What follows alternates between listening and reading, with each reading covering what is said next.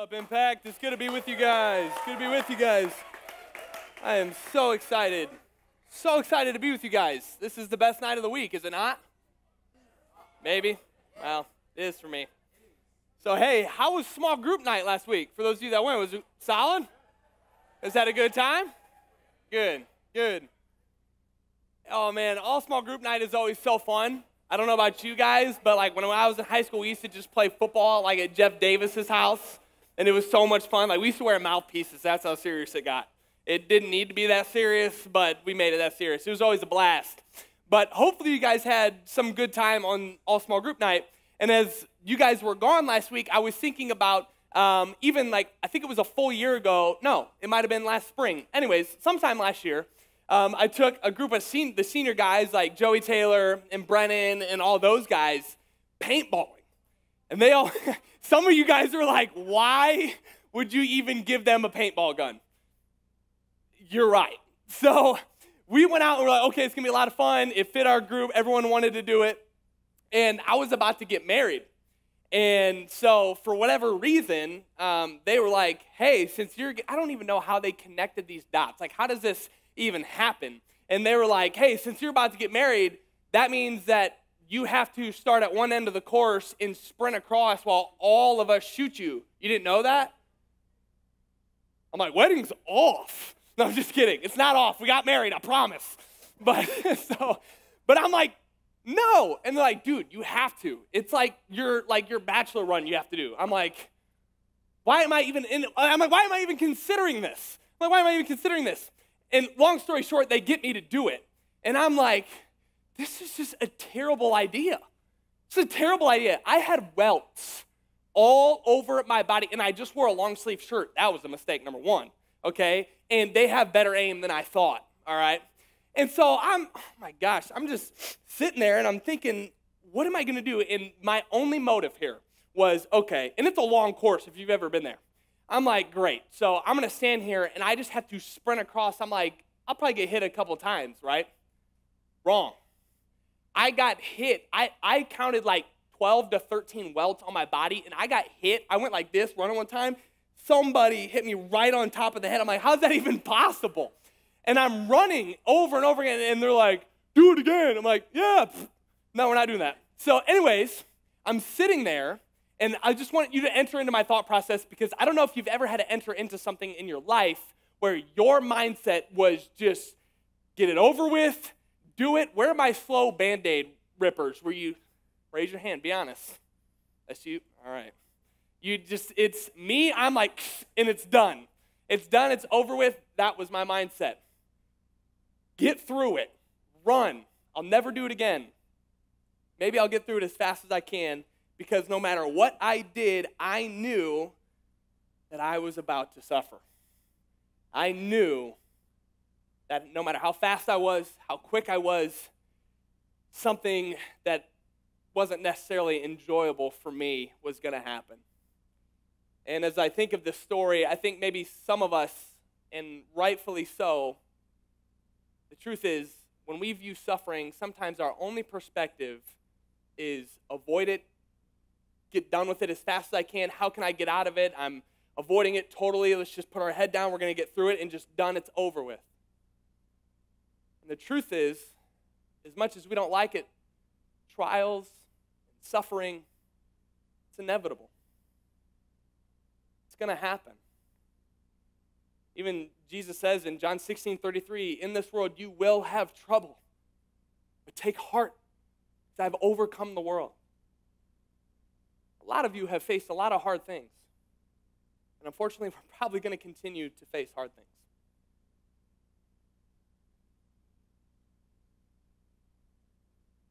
It's difficult. But what if suffering was not just something to just get through as quick as we can, but what if suffering was something God actually wanted to use for good? What if suffering actually almost had a purpose at some point? What if there was hope in your suffering? What if there was promises within your suffering? What if the God of the universe, who is so loving that he even takes the worst situations, the things that we dread.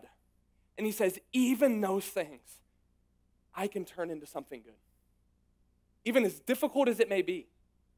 Even if we have no idea what he might be doing, even down the road, we're like, how in the world could there be any good that comes out of this? But I believe that there is hope in your darkest days. That on the other end of it, there's purpose, there's promise, there's beauty. I want you to know, in these hard things that we face in life, please hear me. God is not punishing you for mistakes. God is not striking down things because you did something wrong. Punishment was handled 2,000 years ago on the cross. He is not punishing you. But we know that we live in a broken and painful world, right? Yeah. And our God is so loving and so gracious, he says, even that thing, I am in it. I am with you. What if it wasn't something to just get through, but it was something that could be for our own good? I believe this is true. And so tonight, I just want to give you two things. I want to look at the promises in suffering. What does suffering do? Week 1, we talked about what we need in suffering, truth and tears. Sav gave an incredible message about how your suffering can be a gift for somebody else, as a platform for someone else to encounter Christ. And tonight, the thing we're wrestling with, is there anything in my suffering that can be for me as well? I believe there's many things, but I'm just going to give you 2 of them. If you're taking notes, I believe suffering refines our character. Suffering refines our character. It chips away at the things that, if we're honest, might not be God-honoring. It refines the portions of our life that maybe we're not proud of. Responses, things that we think, things that we feel. Your innermost being. I love what Peter says in 1 Peter 1:7. He says this: these trials will show that your faith is genuine. It is being tested as fire tests and purifies gold. Though your faith is far more precious than mere gold. Peter says that your faith, your character is like gold of incredible and unimaginable value, whether you see it that way or not. Your character is like gold, and it's being refined, it's being molded, it's being shaped. We sing songs that God is the what? The refiner.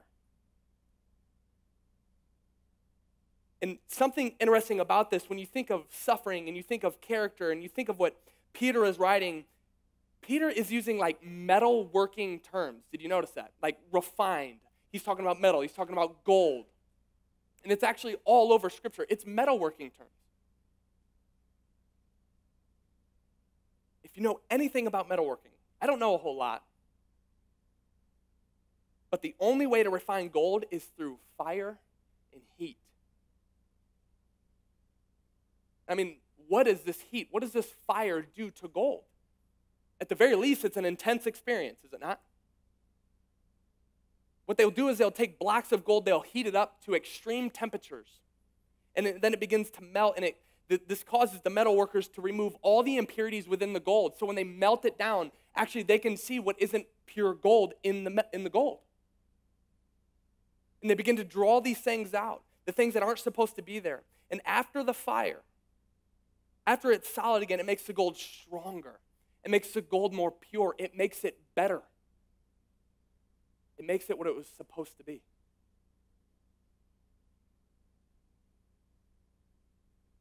What does this tell us?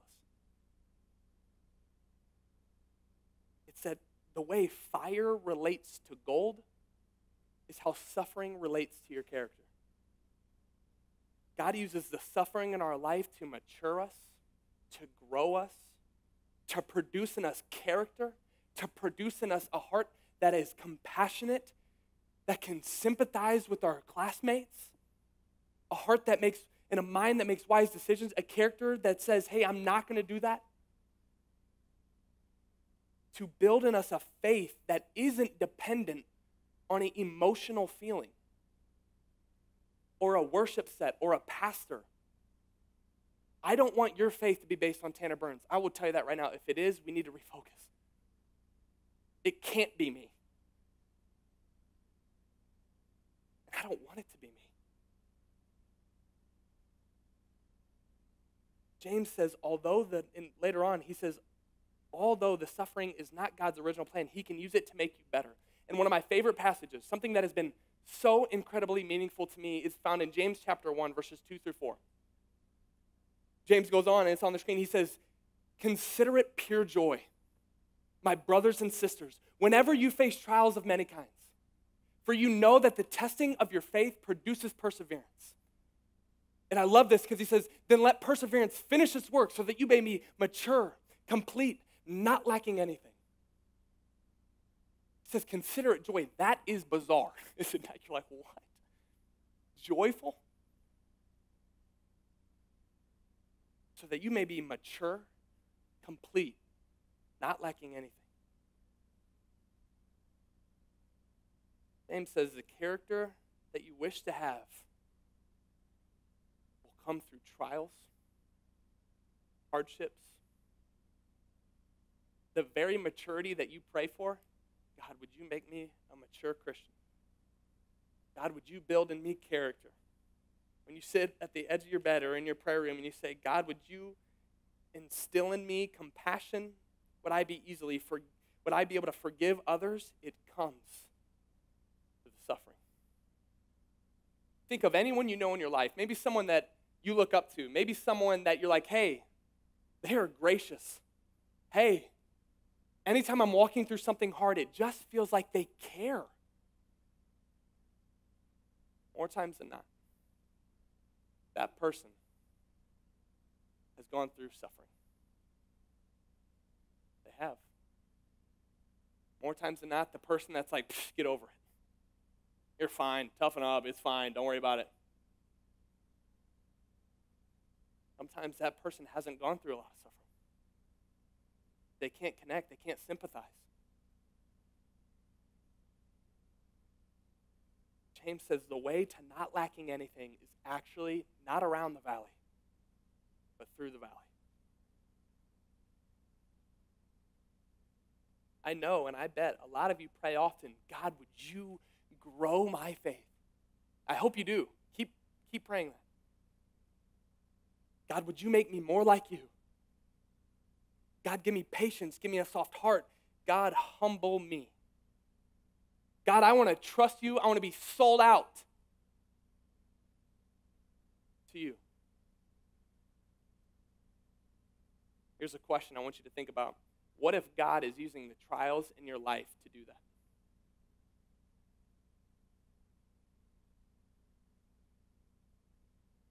Maybe some of us tonight, if we were honest, say, man, Tanner, I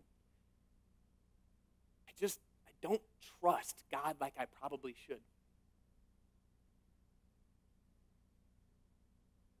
Are you walking through a season where it feels like all you have is God? Where you feel like nothing is going right for you? You're like, I don't feel like I trust him, but are you walking through something where you have to? Are you walking through a season where you feel like the only one you can talk to because your friends aren't listening to you is who? God. Are you saying, I wish I was more dependent on Jesus? I wish every day I would wake up and say, Jesus, I need you. I need Tog. I need your word. I need prayer. I wish that is true for my heart. I tell you, sometimes we don't know Jesus is all we need until Jesus is actually all we have. Because we think we need so much. And I bet you the God of the universe is waiting to prove to you that he actually is the fountain of life. That actually he is the bread of life.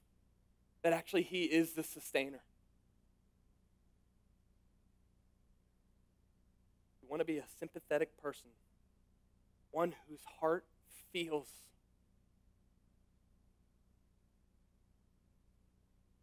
What if in our suffering, in our valleys, and I don't want to downplay this because I know suffering is extremely difficult, but what if? What if we switched our prayer and our perspective from, God, take me out of the suffering? God, would you use my suffering even though it's hard? What if we fixed our eyes off of the pain and maybe the purpose of what God is doing? God, teach me to be more trusting, to be more patient, more dependent, more gracious. I believe. I want somebody here tonight to know that whatever you're walking through, God is still good. He still sees you. And there is beauty in the valley and in the fire. Suffering refines our character. And the second one, I believe, is suffering reveals our heart. Suffering reveals our heart. I think sometimes when we walk through suffering, this is a very accurate and it's a true teller of actually what we're trusting in.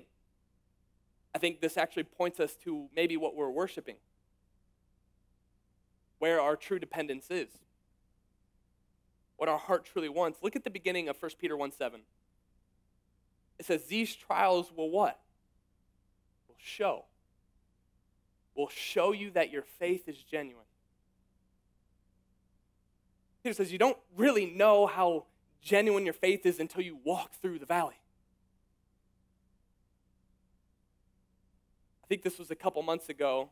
It was actually after Impact. And this is so funny because I told the person in the story that I was going to share this Sunday because it's just so funny. And after Impact, Emily and I were sitting at our counter. And if you know anything about our house, which I would assume a lot of you actually don't, but we're sitting at our counter, and the hallway is like straight back. She's laughing at me. Walking straight back, and you see the door. You know, like the glass doors that it's not like a fishbowl where you can see right through it. It's like one of those Bleer distortion things. Oh, all right. So ours is blurred, and you can't really see who's out there. And I'm sitting there eating grapes. You know, I'm saying weird stuff. So I'm sitting there eating grapes, and Emily like immediately turns around and looks at the door, and I'm like, I got like a whole mouthful of grapes in my mouth. I'm like, whoa. I turn around, and I just see these pink shorts out in front of our driveway. I'm like, yes, I have been waiting for this moment. And Emily runs to the door, and she's kind of spooked, and like she's standing by the door here holding the handle like this. Like they can't say, I'm like, open the door. Emily opens the door, and I don't know what came over me, but now I'm in a full sprint. Right, no shoes, right out the door. I'm like, I wasn't mad. I just wanted to, cause some drama.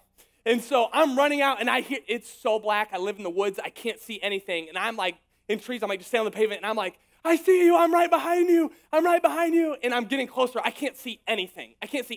I'm lying. And I'm around, I see you. And finally, I get all the way down. I have a long driveway. I get down there, and I'm so close. And this kid, I won't say who it is yet, stops, and he goes, I've only been to Impact twice. I swear. I've only been twice. It was Hudson, wherever Hudson is. And I'm like, dude, you're okay. And everyone's like, dude, come on. And all this, and Evan Winters is driving by real slow in his car, and he sees me. I'm like, bro, that was not slick at all, dude. Not slick at all. I'm like, yeah, that guy's not involved. And so I catch them, and all they did was put a little betta fish on our front door. Rest in peace, he didn't make it. He lived for a little bit. Fun fact, we didn't have any food for him, so my wife and I cooked little grains of rice and put it in his mouth. He ate it, by the way. It's probably why he dead. Rest in peace. Yeah.